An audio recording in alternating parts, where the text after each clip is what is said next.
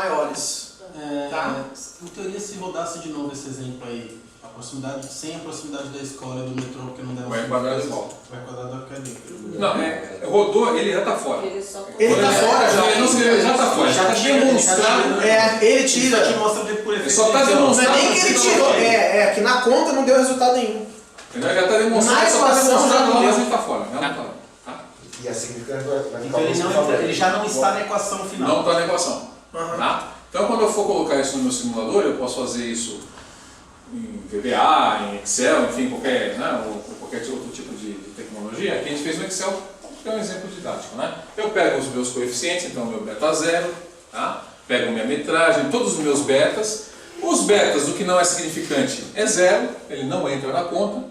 E aqui eu vou colocar de repente um outro imóvel. Tem um imóvel naquela região que eu quero entender o preço do metro quadrado. Tá? Eu coloco os parâmetros, né? Então metragem 600 metros. Só os que interessam, Só os que interessam. Padrão de acabamento, a nota que foi dada para o padrão de acabamento, a nota que foi dada para a proximidade do comércio, a nota que é dada para a proximidade do centro. Vou ter o preço do metro quadrado, multiplico o metro quadrado pelo tamanho do imóvel, eu tenho o... Imóvel gigante de alto padrão, muda lá o... no centro, próximo à área, põe dentro da área comercial. Quanto? 150. 150. Põe nota padrão de acabamento 7. Aí ele vai mudar. Ele já está dando o meu as Y. ponderações do beta, Tá? os pesos. Já ponderando pelos betas. Pego a parte fixa, então eu tenho lá o beta Legal é saber que a gente vezes a variável. E aí eu somo tudo, inclusive com o intercepto, que está diminuindo aqui. Tem o preço do metro quadrado, aí se eu quiser saber o valor do imóvel, eu multiplico pelo metro quadrado, está feito. E que teste eu preciso fazer de negócio depois para garantir que esse negócio funcione? Como que é? Por exemplo, eu cheguei nessa mágica toda, essa matemática toda. Matemática não. Matemarketing.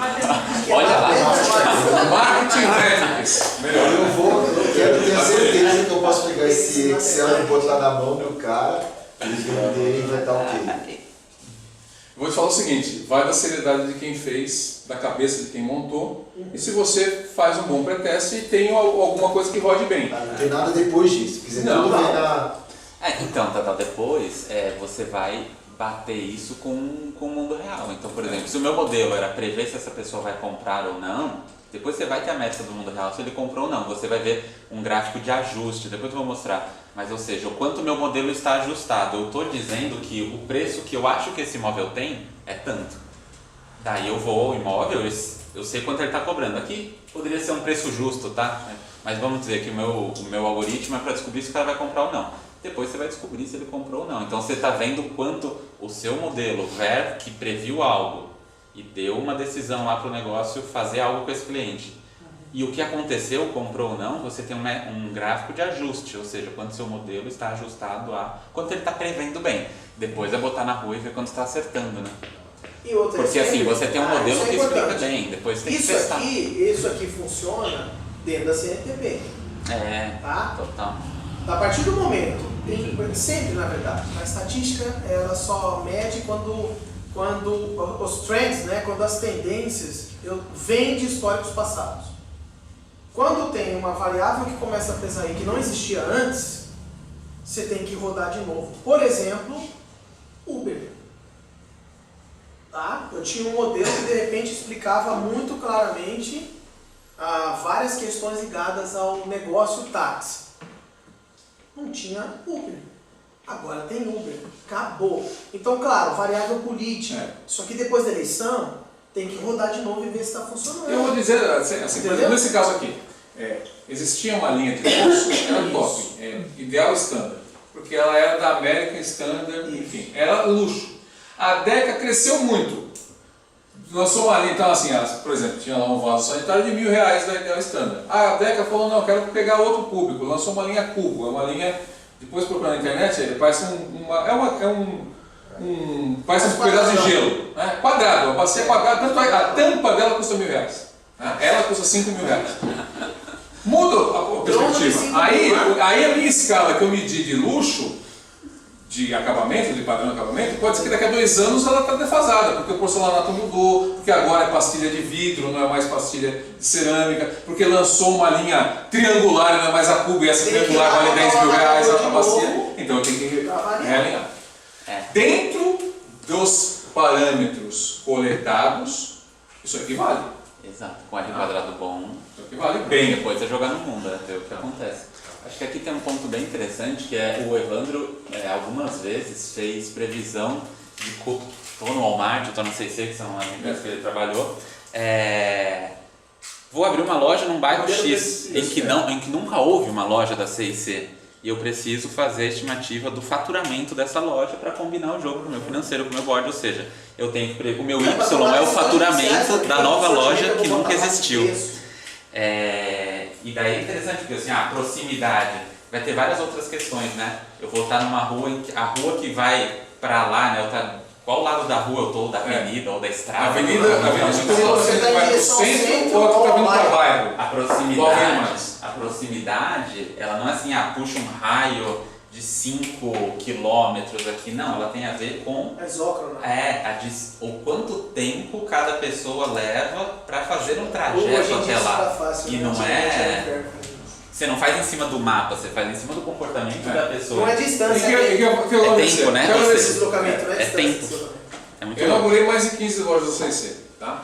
Cada vez que eu inaugurava uma loja, eu pegava o banco de dados de todas as lojas existentes, fazia minha regressão para entender a venda por metro quadrado, olhava os mesmos 18 parâmetros naquela loja teórica que eu ia montar, porque ainda não tinha lugar e tal, e estimava o preço de venda do metro quadrado, e aí eu ia estimar custo de operação e ver se dava break-even, se dava lucro. Deu lucro, eu fechava o negócio. E olha, no final, quando eu saí de lá, eu estava ganhando em menos de 3% do faturamento no primeiro ano. Nem era na maturidade da loja, no primeiro ano. Por quê? Porque o banco de dados começou a ficar bom. Eu tinha já 49 lojas, algumas com 10 anos de histórico de venda. Eu conseguia ter meus betas bem calibrados e aí eu aplicava, fazia exatamente isso aqui. Aplicava lá e falava, olha, o metro quadrado lá vai vender tanto. Então eu preciso de um imóvel de 5 mil metros quadrados pagando no máximo X de locação. E aí que eu ia desenvolver. Porque aí eu tenho a operação inteira. Quantos vendedores eu vou ter, qual que é esse valor que eu vou colocar lá, se eu vou focar qual sortimento, quais quinhões. Isso aí. Esse beta que você falou, você tinha as 18 variáveis e tal, isso foi uma coisa que você construiu com dados que já tinha? Peguei todos Alguém os já dados. pensou nisso antes? Não, peguei todos os dados das lojas, né, lá no meu 3º, 4º ano na empresa, que eu já tinha feito mestrado, já estava indo para o doutorado. Aí quando eu fiz mestrado, eu era responsável pela área de operações. Né? Quando eu fiz o mestrado, eu fiquei com operações e pesquisa. Porque daí eu gostei de pesquisa, estava com um skill legal e aí me deram a pesquisa. Então tudo que era pesquisa, toda que era metrificação era comigo. Né? Então eu construí os parâmetros, então, eu comecei com 30, fui afunilando, R quadrado, múltiplo não deu significante, e algumas, as 18 deram, e ficaram constantes. Né? Eram 17, depois eu incluí mais uma, que daí comecei a comprar o quanto tinha de dinheiro na região primária e secundária do POF, por categoria. Né? O IBGE começou a vender, eu podia ir lá e comprar, eu comprava as 22 principais categorias do business. De poder de consumo da população. De valor, grana disponível para aquelas categorias naquela região. Da região censitária. E aí eu usava essa 18ª variável para estimar melhor quando eu coloquei essa variável, eu cheguei a menos de 3% de erro.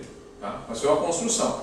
E aí, as lojas mudavam, tinha um concorrente novo, mudava o gosto do cliente, a internet começou a roubar um pedaço do negócio, a gente comprou outra empresa, compramos um Emuri, então tinha lojas que conflitavam, ajustei a minha base de dados. E acho que esse exemplo é bem interessante, porque o Evandro começou com as 40 lojas que tinha dados internos, mas depois começou a usar dados de fora, dado do POF, dado de pesquisa declarado em relação ao potencial de consumo, um dado que ele comprava. Só que bastante confiável, muito bom, e ele começou a usar um dado de fora da empresa para ajudar na modelagem, sabe? Que não você sabe o que é o POF, né? O Panorama do Orçamento Familiar, que é dentro do BINAD, que é a Pesquisa Nacional de Amostra por Domicílios, que é feito sistematicamente com uma amostra. Você pode comprar o que você quiser deles, cada um pode coisa no preço. Tá? Tá? Então, como eu tinha um budget que eu não queria gastar muito, operações assim, né? A gente vende o almoço e compra a janta. Né? Então, Não, no varejo não dá. No varejo, então? Não pode isso aqui, então tem que espremer muito. Então eu comprava o quê? O volume instalado do último ano em reais da categoria. Nem podia ser histórico, porque para mim tudo faz um mês. Eu sei que tem essa sazonalidade, mas eu já conhecia internamente. Eu tinha meus dados das 40 lojas. Então eu comprava a grana que tinha instalado ali para 22 categorias de produto, que eram extremamente relevantes para mim. Tá? Eu trabalhava com 70 categorias, mas 22 eram muito importantes, era quase 70% da venda, então eu usava isso e o modelo ficava bem instável. Deu para entender a trajetória, assim, a gente saiu da fórmula da regressão para um algoritmo que a gente bota num Tableau, numa plataforma online, num Power BI, bota só os números, parece que é a mágica. E o lance de parecer que é a mágica é muito ruim, porque quem olha não confia, né? Como não sabe o que está acontecendo por trás, que no fim são pesos e números, uma multiplicação e um resultado, as pessoas não confiam. Isso como consultoria a gente vive muito, né? Esses dias a gente estava dando um treinamento pro cara de Data Science da XP, que faz doutorado no ITA, aquela coisa toda, para ele entender o nosso modeling, para virar pro chefe dele e falar, cara, tá bacana. Por quê? Porque se eles não entenderem tecnicamente, eles vão desconfiar. E desconfiou, percebeu, caiu o valor, não vai usar, acabou. Mas é importante. Então o lance... Ele quer te explicar que quer que você continue meio dependente dele. Então, exatamente. Tem consultoria. Exatamente. Tem gente que gosta de ter uma caixa preta, porque a caixa preta tem seus benefícios, né? Quanto menos você souber de um assunto, melhor para quem é o dono da caixa preta. Porém, o lance do didatismo é muito importante, cara. O fato de... A gente rodou esse mesmo exemplo com eles nesse treinamento. Porque eles tinham que enxergar de onde está saindo aquela recomendação para compra daquela mídia ou não, de milhões que são investidos. Mas o lance do didatismo é extremamente importante, porque o cara da ciência da computação ou o cara da estatística, eles não têm a mesma cabeça normal do cara de business ou de marketing, e essa interlocução é essencial para as coisas caminharem. A inteligência que tá na parte das hipóteses de chegar nas variáveis. Perfeito. Pronto, podemos ir embora. Exato. O objetivo do curso está cumprido. Então, mas deixa eu falar uma coisa bem rápida sobre o que o Evandro falou, que talvez tenha passado batido muito rápido lá. A hora que ele pega e fala que ele pegava só as categorias principais porque era 70% da venda. Esse tipo de maturidade ele é super importante para quem é o head do time. A gente precisa dar esse tipo de maturidade para ele, porque a tendência dele é querer usar 100% do sortimento ali dentro. E o modelo fica ruim, fica sujo, você fala, cara, mais difícil. Faz sua meta no 70% aqui, o que vier depois é lucro. Isso aqui não dá, isso suja o modelo. Então vamos fazer só com esse pedaço. Tá? Dependendo do head, essa construção é fácil. O meu head era engenheiro civil. Não, e você aprendeu isso muito rápido. Engenheiro civil faz a conta, ele faz a conta aqui do cálculo estrutural. Pedra, brita, não sei o que, chegou na conta lá, resistência tal, vezes 15. Então ele sabe que tem um erro grande. Então ele entendia bem eu usar 70% as categorias que davam quase 70% da minha venda. Mas pode ser que o cara, ele fala, não, eu quero maximizar, eu quero 100%. E ele quero só saber da atrapalha no arruela de 3/4, né, de pressão, qual que é a venda. Bom, pessoal, então vamos retomar aqui. Imagina que, e eu quero retomar esse ponto que foi falado sobre a pergunta, né? A pergunta que leva à técnica, que leva ao algoritmo. Imagina que eu estou querendo identificar o preço dos imóveis que estão rolando no mercado. Vou entrar num site de agregador, boto um web crawler, um robozinho que vai entrar em todos os sites e trazer para um banco de dados, para um Excel, os resultados. Ou seja, se minha pergunta é quais preços estão sendo realizados no mercado hoje, praticados no mercado hoje, essa técnica já resolve, tá? Mas aí eu quero fazer um algoritmo que estima o preço justo.